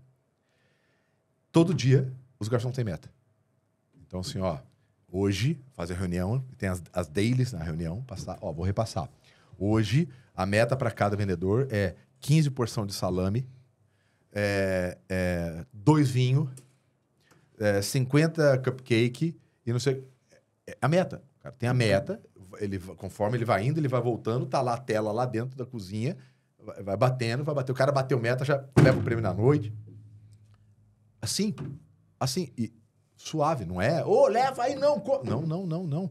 É isso que as pessoas que não foram estudar sobre venda, eles acham que vender é isso. Ô, compra aí, por não tem nada. O vendedor é o disso. vendedor chato, que te vende um negócio você não quer comprar. Diferente. Mano, olha a jornada. O cara que tá no restaurante, alguém Ele que vai quer, no restaurante, cara. vai alguém triste no restaurante? É raro. Principalmente dependendo se é um restaurante um pouquinho melhor. Mas se estiver triste, você vende. Você fala, cara, vamos adoçar a sua vida um pouquinho. Você tá triste. Mas O a que você pessoa acha foi de pra um lá por pudim quê? de leite? Mas ela não foi pra lá pra ficar mais triste. Não foi. Então, por isso você tem que oferecer um Mas pudim de leite óbvio, pra ela. É o exemplo, vamos lá. Você pega um vinho, o cara vai tomar um vinho. Cara, a pessoa que paga, o cara vai escolher um vinho de R$260. O cara que paga R$260 num vinho no restaurante, ele paga 320. Depende da oferta. Eu vou falar isso porque eu fui agora, a maior experiência que teve. Aí isso eu tenho que fazer propaganda, porque eu gosto muito de resort, que a minha esposa, tá muito. E a gente, pra mim, na maior experiência que eu já tive, assim, de qualquer resort, chama Quenoa. Fica ali 40 minutos de Maceió. A maior experiência que eu já tive em tudo. O maior cuidado que eu já vi com o cliente na vida. E lá foi exatamente isso. 20 quartos só, extremamente exclusivo. E os vendedores. E eu perguntei pra gerente, ela é da Suécia. E eu perguntei pro gerente de garçom lá se eles ganhavam comissão. É só pra saber, eu não ia fazer nada. Porque eu pergunto pra todo lugar como que é o modelo de remuneração. Como que é o modelo de remuneração? Não tem. Não tinha quem tá escutando aqui, quem tem, não tinha um produto que eu não pedisse que ele não tentava fazer o upsell. Nenhum. Exemplo. Fui lá, pedi, cara, veio um espumante dele, 260 pau. Seu Thiago, o espumante que você escolheu é ótimo. Mas posso dar uma dica? O senhor, por mais 40, o senhor leva um cava desse espanhol, que é muito melhor. Se bobear, esse cava espanhol é mais barato de custo do que esse 260. Esse cara acabou de colocar numa garrafa, que ele sai lá, hein? Lá sai espumando, porque ele botou ali R$70 a mais. Se ele fez Limpo. isso, Só se que ele fez cada com tudo. 10 clientes que entraram, 2 fizeram, no final do período, quanto dá de diferença isso? Mas ele faz isso com tudo. Olha, eu vou escolher... Esse prato é ótimo. Mas nós temos Você escolhia. Nós temos um prato que a gente pede um dia. Aí ele começou a contar. Store Selling. Inclusive tem o Cláudio Diogo, que é o maior especialista do Brasil. Ele faz isso. Ele monta histórias de venda para a empresa. Ele falou Cláudio assim, Diogo, vou Cláudio trazer esse Diogo. cara aqui, cara. Ele só faz isso. Ele faz Boticário, Poços de Piranga. Ele cria histórias em cima do produto. Ele cria histórias para a empresa, para fazer... Eu fui comer no restaurante que o cara falava. Selling, mais Storytelling. uma que eu aprendo, hein? Eu fui comer Ele no é um gênio, restaurante esse cara esses foi dias, um dos o cara maiores produtores de venda do fazia Brasil. isso. Esse legume aqui desse prato, ele é biodinâmico e ele é natural e não sei o que e Biodinâmico, tal. É sério, cara. Eu tô pegando meio... Quando o cara começa a falar pra mim é bio, não sei o quê... eu já aí eu falo, falei, não, cara. quando é muito, eu já também... Mas o que ele Bio, fazia? Ele bio, só ofertava não. mais. Vinho do não que tem no- que ser bio. Ele falava assim, e tudo que ele ofertou era realmente melhor. Então, assim, não é empurrar, não é... Ele só orientava. Ele falou, olha... É dar o melhor pro teu cliente quando ele entrou na tua loja. É isso que é oferta. É isso que é oferta. O seu produto que você vai... Se você não acreditar que o produto que você vai oferecer ao outro é melhor, tudo bem. Aí você não oferta. Eu concordo contigo. Agora, Porque aí se você o tá outro- empurrando, né? Aí você tá empurrando, você tá enganando. Agora, se o outro produto que nem ele falou, a gente pediu um prato lá e falou, cara, vocês gostam de peixe? Olha que interessante. Ele não foi ofertou, ele perguntou antes. Puta, a gente adora. A gente tem um peixe aqui que a gente faz no sal grosso. Então ele E vira põe uma fogo e tal. Exato. Aí você abre, ele cozinha lá dentro. Só que o peixe... Lá em eu Floripa tem esse peixe ali. Nossa, mas, maravilhoso. Aí ele falou assim, eu falei, puta, eu conheço, muito bom, tinha comido no outro local. Aí ele falou assim, eu só peço, se o senhor quiser, para amanhã, eu tenho que fazer o pedido pro senhor agora, porque o peixe a gente pega amanhã de manhã. Imagina, né, cara. Eu lá de Campinas, um peixe fresco, né?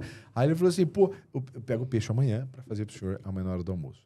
Cara, um prato era 100, o outro era 290. Você não vai Mas, pegar lá e uma ele te vendeu um dia experiência- antes já. Exatamente. Então, assim, isso tem toda uma logística para a própria cozinha e tal, né? Mas aí tem todo o desenho. Mas oferta, todo produto que eu pedi. Você já me deu uma ideia. Né? Então, por exemplo, se o cara tá almoçando no teu restaurante na terça-feira, você já pode fazer a oferta da sexta. Né? Se o cara vai lá, se ele tem lá, você pode fazer oferta no mínimo. Por exemplo, no caso será tem que a ele vai? Não feijoada. sei, então oferta. Eu tinha que falar, olha, vai ter a feijoada especial que a gente faz na sexta. E por que não fazer essa oferta via WhatsApp?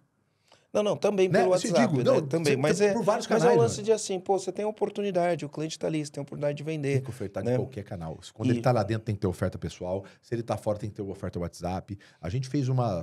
A gente tem, E a oferta abre a conversa, né?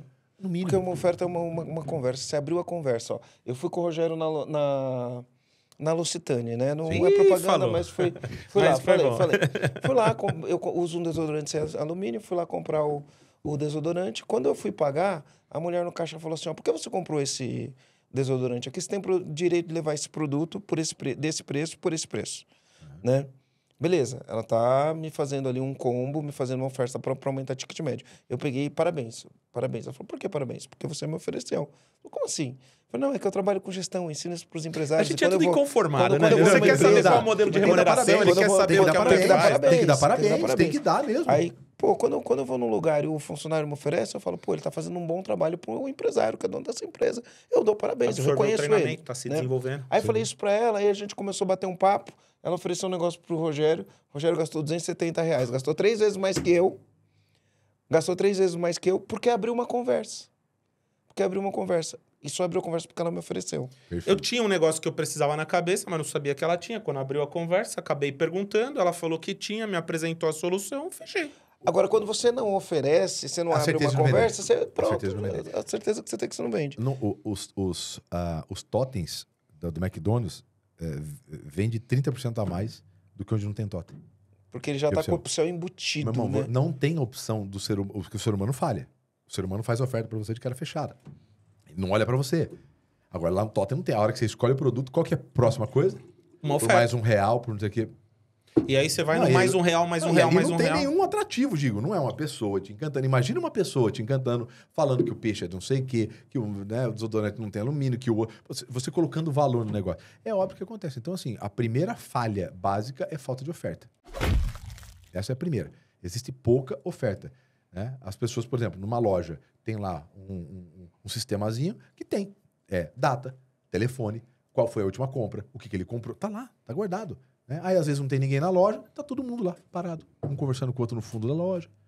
Cara, se tá parado lá, abre, pega o sistema. O pessoal da Aramis e da reserva fazia muito bem isso, né? Quem já fez ou já passou perto de um já deve receber até hoje, deve ficar recebendo Eu recebo, WhatsApp. eu já tô insensível às ofertas do WhatsApp. Mas tem oferta. Mas tem oferta. Mas tem oferta. Mas você fala de relacionamento, né? Ontem eu falei que encontrei o Fábio porque fui no shopping. Eu fui no shopping porque eu tava perto. Olha só, eu tava perto e só ia passar porque eu fui resolver um negócio e era perto. Meu, a vendedora que me atende de uma loja me mandou uma mensagem. Rogério, ó, eu tô aqui, meu. Chegou umas coisas diferentes. E chegou aquela calça da cor que você pediu. Cara, Meu, do nada, eu tava perto. Falei, bom, que coincidência, tô perto. Eu não ia parar, eu parei. E adivinha? Me vendeu. Comprei a calça que eu queria. E ela me atendeu e vendeu. Você vê, ó, por uma bobagem. Mas imagina se ela passou o dia dela no shopping durante a tarde. boa. E ela Quantas fez pessoas você várias fez isso com dessas. isso aí? Cara, vai ter. Não, de um tempo. Por isso que aí a pessoa pergunta lá. Tiago, quando você divide vendedor, né? SDR lá, qualificador. O que fecha? Prospecta, porque tem um prospectador. Se ele tá com o tempo ocioso, sim. A gente fez aqui no Sales, a menina, a Ana, que é uma excelente vendedora nossa, cara, ela sempre tá em contato, sempre fazendo follow-up. Passa de mês em mês, e aí, tudo bem? Ó, pra quem não foi. Tal. E pra quem foi e não topou Elite, ela continua batendo papo, porque a gente tem outros produtos, tal. Cara, ela foi na imersão 7 imersões atrás, 9 meses atrás. Mandou para uma cliente nossa, a cliente... Puta, ainda bem que você me chamou. Eu tô no momento de implementar máquina, não sei o quê. Marca uma reunião. Aí eu marquei uma reunião com ela. Fechou agora. Um A ticket gente não altíssimo fez? de um cliente parado. Móveis, a gente tem um cliente de móveis que a gente fez, foi esquentar a base. Cliente que comprou mais de 1 ano e meio. Cara, liga para esse pessoal, faz um NPS com esses 20 primeiro, só para ligar para saber como é que tá o móvel. Duvido que alguém fez isso na vida. É móveis de sofá de 40, 50 pau. Pode ligar que o móvel tava bem. Só isso. Só vai ligar para isso. Beleza, tal. Aí ele deu uma semana, você vai dar uma semana e vai convidar para um coquetel esse pessoal lá na tua loja. Cara, do coquetel, 35, 40 dias depois, deu 280 e poucos mil reais de venda. Da base. Cara, a gente fez isso de um domingo para uma sexta, última semana do mês de julho. E aí a gente fez uma ação dessa. Ligou para todo mundo que não tinha fechado para entender. Tínhamos lá uma base e tal. Fizemos em um único dia, uma semana. Então, ele fez 460 mil de venda num dia na nossa própria base de gente que não tinha fechado. CAC zero. Então, ó, o que eu percebo é que tem muitas crenças. Você falou da loja de estofado, né? Tem o restaurante. Eu vejo algumas crenças. Por exemplo, né? O cara do sofá. A gente tem cliente que fabrica sofá. Aí ele fala assim, minha venda o cliente compra, porque a gente ensina lá um negócio de frequência, né? Pô, você tem que vender mais pro mesmo cliente. O cara que vende o móvel, ele parte de uma crença que o cara comprou os móveis para casa dele, ele só vai comprar daqui 10 anos. Isso... O ticket médio lá é de 4, 5 anos, tá? O tempo médio de compra. Então ele fez uma compra, de 4, 5 anos ele vai comprar de novo. Mas isso não significa nada. Tem clientes que vão comprar daqui 4, 5 anos, mas tem cliente que daqui 6 meses pintou uma novidade, tem cliente que gosta de novidade. Fez uma casa nova, vai pôr na casa do interior. Não, mas tem pessoas que gostam de novidade. É. Tem pessoas que gostam de novidade. E o cara quer a novidade. Né? Não tem cara que troca de televisão todo ano. Sai uma televisão nova, ele troca Tem gente celular, que gosta de novidade. Carro. Então, as pessoas não entram em contato, não faz o que falou. Então, o que ela fez?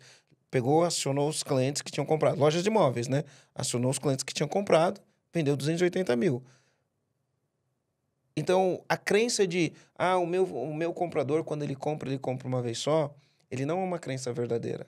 Né? Ele é uma crença do dono da empresa. E se ele acredita nisso, ele não oferece. Se ele não oferece, ele não vende. Tá? Da mesma maneira que o cara do restaurante, ele fala, mas eu não gosto de ser invasivo e ficar oferecendo coisa para o cliente. Então, oferece sem ser invasivo. Desenvolva habilidade, mas ofereça. Essas crenças atrapalham a pessoa de performar e vender mais o negócio. São crenças que as pessoas têm. Numa loja de sapato ou numa loja de roupa, né? Essa visão da venda, ela é um pouco mais aguçada. Loja de sapato, a visão do upsell, a visão do cross-sell, ela é mais aguçada. O vendedor, a disputa entre os vendedores, a competição. Mas isso não acontece, por exemplo, numa loja de móveis, não acontece num restaurante. Tem vários tipos de negócio que essa percepção da venda tá aguçada, né? Aí fica assim, as pessoas não entram. Cara, beleza, as pessoas não entram, mas quem entra, dá o seu máximo. Sem dúvida. Né? Dá seu máximo. Mas tem que quebrar as crenças. Se não quebrar a crença... O primeiro não dá. É a mesma coisa que falar... Uma pessoa não... Imagina, ela teve uma baita uma experiência ruim, né? E você fala agora que esse produto funciona e ela teve uma experiência ruim com ela. Cara, você não vai vender. Ou você mata essa experiência ruim dela, dá garantia para ela que ela não vai ter esse problema, senão você não consegue fazer oferta. É uma pergunta que pouca gente faz, e a gente, principalmente na SV, que está um pouquinho mais madura ali de operação, a gente usa. Que no processo inicial a gente pergunta, o que você não quer de jeito nenhum? A gente pergunta muito isso. O que seria horrível para você como resultado, ou horrível para você no processo, ou o que impediria você de comprar aquilo que você não quer de jeito nenhum. Eu quero um treinamento para equipe comercial. Tá, legal. Então vamos entender. Deixa eu só tirar. O que você não gostaria no treinamento de equipe comercial? Por que isso? Porque essas crenças de mais experiência, elas são muito mais fortes do que um desejo que eu consigo colocar em você. Ou não, quando você fizer isso aqui, esse treinamento, lá na frente você vai vender, porque você vai arrumar esses problemas. Só que se ela tem desafios, ela já contratou, teve um grande problema aqui, essas crenças são muito mais fortes. E quase ninguém pergunta sobre os que o Raul Candeloro chama de irritadores, né? O que ele já teve de experiência, já vivenciou naquele processo, naquela compra, ou daquele produto, daquele serviço, que ela não quer de jeito nenhum. Então a gente entende isso muito claro. Eu não quero de jeito nenhum. Olha, o que não pode aqui? Não pode atrasar, que isso aqui tem que chegar segunda-feira. Não dá para atrasar isso aqui. Então eu preciso disso aqui. Bom, então beleza. Então eu vou formalizando. Inclusive, para eu dar segurança para ela. Olha, então, baseado nisso, vamos fazer o seguinte: a gente faz um termo, caso isso não aconteça, eu tenho dinheiro totalmente reembolsado. Então, tem mais alguma coisa que para o senhor é muito importante que não aconteça? Não, beleza. Então agora nós vamos para o que vai acontecer na sua empresa caso o senhor venha aqui para a imersão. Essas são detalhes que a gente vai indo. Até a experiência ruim é uma oportunidade, né, Thiago? Você tem a oportunidade de corrigir a experiência ruim e continuar fazendo venda e fazer outra venda. Já aconteceu algumas vezes. Cliente tem experiência ruim com um serviço nosso, a gente corrige no serviço, depois vende de novo. E na hora de corrigir a experiência, ainda faz uma venda por cima, resolve o problema do cliente, porque no final das contas, o cara quer que você resolva o problema dele. Em B2C tem um peso muito grande, né? De você resolver um problema. Parece que ele se apaixona muito mais do que como se ele nunca tivesse tido problema com você. Ele nunca teve problema. Beleza, é normal, ele fica neutro. Mas se ele teve um problema, você corrigiu, ele vira uma paixão. Caramba, cara. E ele passa a ser um defensor, né? Ele teve que ter problema para... O Pra ele me Rogério amar, disse né? que quer fazer uma pergunta, Rô. Eu queria que você dividisse com a gente, na sua experiência como vendedor, alguma coisa muito importante que você aprendeu. Que Lição você fala mais assim, importante. "Puta, meu, eu carreguei. Isso aqui aconteceu comigo, eu carreguei pra vida, foi uma baita lição. Eu uso isso daqui mais de uma vez." De tudo. É que o aprendizado é todo dia também, né? Mas assim, eu acho que alguma coisa que impactou impactou minha vida assim, hoje aí como, você fala, como caramba, empreendedor, é eu, isso, né? eu faço isso de novo, eu sempre estou usando isso, mais de uma vez por semana eu acabo... Ou uma consistência, alguma coisa que você... Eu acho que talvez, no final das contas, a parte técnica é mais simples, né? Eu acho que talvez são experiências que impactaram o seu comportamento. Eu acho que, para mim, o comportamento... Existem 2, efetivamente, comportamentos que mudaram minha vida. Como vendedor, e aí com os resultados de vendedor, eu virei empreendedor. O primeiro deles é o inconformismo. Porque se você me perguntasse, sei lá, 6, 7 anos atrás, como é que eu estaria 6, 7 anos na frente? E por mais que a gente já saiu, já trabalhava, já entendia o negócio, sabia que ia me dar bem, mas eu não conseguia imaginar que eu ia estar metade do que eu estou hoje. Por mais sonhador e confiante que eu tinha em mim. Só que eu sabia que eu não ia ficar naquela posição de dinheiro, de posição, de reconhecimento. O que me pôs para cá é o inconformismo.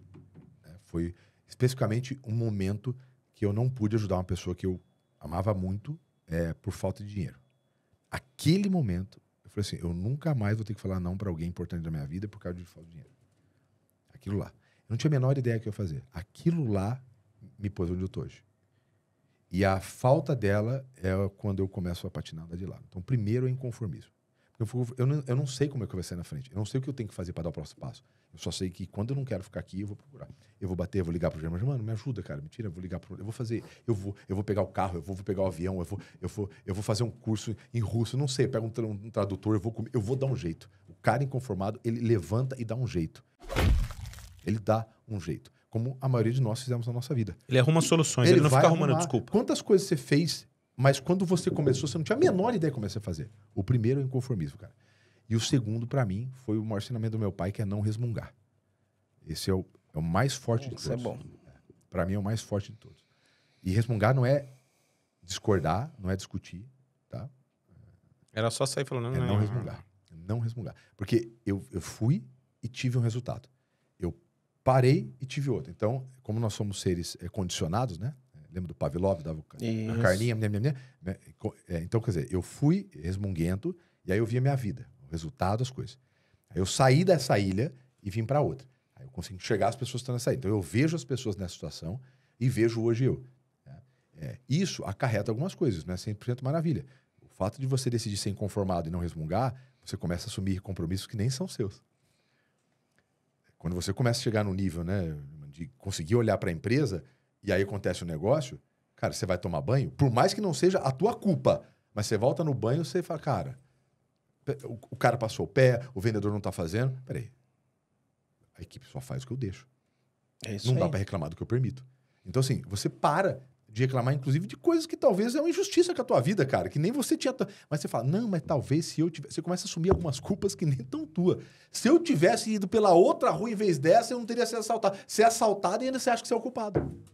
De tanto assumir. Mas é muito melhor eu assumir o controle da minha vida do que eu ficar terceirizando e achando culpa. Então, para mim, são essas 2 coisas da minha vida que modificaram e eu acredito que é o que vai me manter. A hora que eu parar essas coisas, eu parar de rodar esses motores, eu acho que eu paro de produzir. Que legal. Vai chegando a hora dos comandos. Ele já deu o comando antes da gente ele já pedir deu o comando, né? Dá o seu comando. Cara, eu tenho 2 comandos. Um que para mim é uma novidade, eu ainda vou pesquisar isso daí, mas eu nunca tinha ouvido, né? Esquisito, né? Eu nunca ouvi falar, eu nunca ouvi falar a palavra story selling. E como eu gosto de contar história, eu vou fazer uma pesquisa sobre isso. Eu gostei disso. Eu vou passar né? A história que vende. E ele né? Eu vou trazer ele aqui, Não, então, espetáculo do começo ao fim. O story selling, do começo ao final. O story selling foi um comando para mim. Eu acho que o outro comando foi o chega. Bater na mesa e falar, chega. Vou melhorar o resultado do meu restaurante, da minha loja de móvel, da minha mecânica, da minha oficina. Chega, chega. Chega de não vender. Chega de não ter resultado. Eu acho que é o Chega que vai fazer o comandante, né? Mudar os resultados dele, não importa qual que é o negócio dele, vai fazer ele mudar. Chega na fábrica que ele vende o copo, chega qualquer tipo de empresa. Não tem. O Chega não funciona no meu negócio. O Chega funciona para qualquer um. Bate na mesa e fala. Em qualquer fase. Chega. E vai pra cima, faz o que precisa fazer. Esse é o meu comando. É isso aí. Sensacional. Meu comando aqui, comandante. Ó, meu comando pro comandante. É oferta. O Thiago falou isso o tempo todo. Eu comecei contando. O Thiago falou um negócio que pode ter mudado a minha vida. E uma das coisas que a gente conversou naquele dia, que você falou, tá cheio de oportunidade na mesa e as pessoas não estão dando atenção. E a partir daquilo a gente fez algumas ações e são ações de oferta no final da conta, né? Olhar para os dados e fazer oferta. Então, oferta é a palavra que ficou marcada aqui, mas tem uma coisa que você tem, que você entende que é bom, oferta para o seu cliente, porque a tua chance existe, né? Se você não ofertar, é certeza que você não vai vender, não é isso? Exatamente. Agora, se você fizer a oferta, você tem uma chance. Então, se a gente quer vender mais, eu acho que o primeiro passo é a gente ofertar o que a gente tem aí. E é isso. Tiagão. O Germano, sobre complementar, o Germano fez um comentário ali, né, de que, às vezes o teu cliente gosta de você, ama o teu serviço, você tem outras coisas e ele acaba comprando de gente que ele não gosta porque faltou oferta. O maior exemplo disso, eu atendo muito cooperativas, né? E cooperativas é interessante, porque quem é cooperado, associado, ele gosta da cooperativa. E a cooperativa tem uma cultura, né, de atenção. Ele vai na tua empresa, a pessoa vai lá para ajustar um acesso no computador. Imagina, você consegue imaginar isso em qualquer outro grande banco múltiplo? Você não consegue, mas numa cooperativa você tem. Fora que, né, se a cooperativa vai bem, você recebe dinheiro no final do ano. Né? Então, assim, volta o dinheiro para você ainda. Então, tem tudo aquilo. E, em geral, as pessoas não gostam de banco. Esses grandes bancos, as pessoas não gostam. Estão lá por necessidade. Né? Então, assim, eu falo, cooperado, você tem a parte mais difícil. As pessoas gostam de você. E, em geral, as cooperativas têm 1,5 produto por cliente. E esse 1,5, um dele é o cartão, que o cara nem precisa pagar. Então, nem produto, né? Eu nem conto como venda, mas eles contam. Né? Então, assim, por quê? Falta oferta, porque o cooperativista ainda, ele acha exatamente, ele acha que ofertar é quase que uma falta de educação. Mas graças a Deus esse ano foram quase umas 20 convenções de cooperativa, eles estão entendendo que se não tiver oferta, não vai ter venda. Vamos fazer oferta, comandante, o tempo inteiro. Show de bola. Sim. Beleza? Tiagão, se as pessoas quiserem te achar, como é que faz? Acho que talvez o canal ali que tem todos os outros caminhos de canais é o Instagram, Thiago Concer Oficial. Aí lá no Linktree, lá em cima na bio, tem o acesso para todos os produtos, cursos gratuitos. Que legal. O canal do YouTube nosso, né? O canal do YouTube, do YouTube é bom, né? Tá chegando a quase 500 mil de inscritos lá, né? E a gente tem muito para melhorar e tal, mas a gente tá lá e lá tem os outros canais todos. Parabéns. Thiago Concer Oficial no YouTube, Thiago Concer. Vai lá, comandante. Boa. E se você gostou desse conteúdo aqui, comandante, dá uma moral pra gente também. Então, dá um like, compartilha. Segue, clica no sininho aí pra ser avisado. Como que é o do... No Spotify você segue a gente. No YouTube você... clica no sininho para receber notificação. Se inscreve no canal. E depois clica no sininho para receber notificação. Clica no sininho. Comandante, se você quer sair do operacional para você poder olhar para os seus números, para o seu ticket médio, aumentar suas vendas, né?